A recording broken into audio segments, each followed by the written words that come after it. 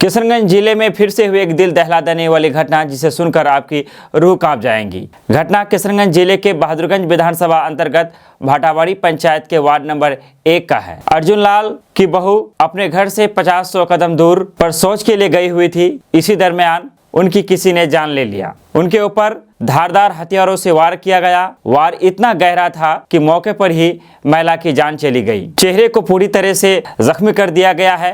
ऐसा प्रतीत होता है कि वार पीछे से किया गया है। अलग अलग लोगों की अलग अलग बातें सुनने में मिल रहा है। केडीबी लाइव ने इस मामला की तहकीकात किया। पूरे तथ्यों की जानकारी अभी हमारे बीच नहीं आ पाई है। कुछ लोग इसे छीना झपटी की बात शकल दे रहे हैं, तो कुछ लोगों का कहना है कि आपसी रंजिश भी हो सकता है। बहरहाल मामले की छानबीन के लिए बहादुरगंज की प्रशासन मामले में जुट चुकी है और प्रशासन ने सबको अपने कब्जे में ले लिया है। भाटावाड़ी पंचायत के वार्ड नंबर 1 के अर्जुन लाल की बहू अपने घर से 50-100 कदम की दूरी पर शौच करने के लिए जाती है। इसी दरमियान धारदार हथियार से उन पे वार किया जाता है और वार इतना गहरा होता है, वार इतना खतरनाक होता है कि मौके पर ही महिला दम तोड़ देती है। एक के बाद एक किशनगंज में हत्याएं हो रही है।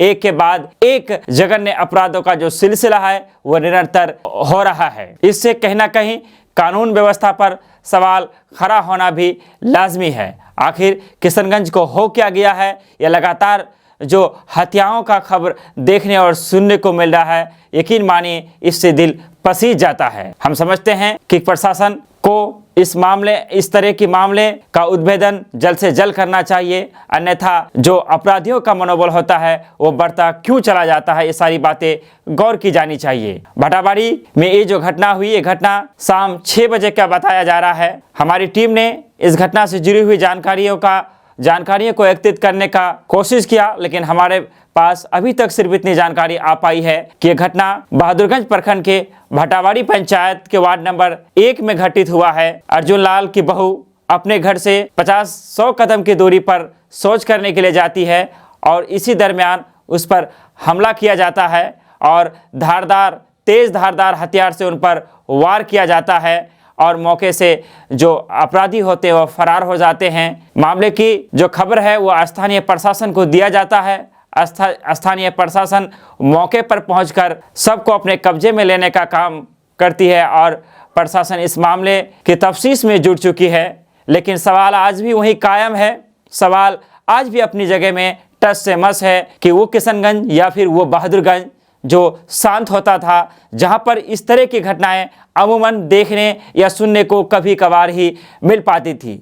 लेकिन पिछले कई महीनों से हम खुद आपको केडीबी लाइव के जरिए सारी खबरों को अपडेट करते हैं कि किशनगंज जिले में जो हत्याओं का सिलसिला है उसमें वृद्धि हुई है। कहीं ना कहीं इससे ये साबित होता है कि अपराधियों का मनोबल मजबूत होता दिख रहा है। कहीं ना कहीं अपराधियों के दिल से कानून का जो डर होता है, कानून का जो भय होता है, वो ख़त्म होता हुआ दिख रहा है। अपराध जब भी होता है, मौत जब भी किसी की होती है, तो एक दर्द लेकर आता है। वो परिवार किस सदमे से गुजरता होगा, हम तो सिर्फ इसकी कल्पना ही कर सकते हैं। उस दर्द का एहसास तो उस परिवार को ही होगा जो ऐसी घटनाओं में अपने अपनों को खो देने का काम करता है। बहादुरगंज के भाटावाड़ी में 6 बजे की जो घटना बताया जाता है, 6 बजे जबकि बहुत ज़्यादा रात भी नहीं हो कह सकते हैं हम, और एक तरह से सूरज ढलते ही इस तरह की घटनाओं को अंजाम दे दिया जाता है। बड़ी अफसोसनाक खबर है, बड़ी दर्दनाक खबर है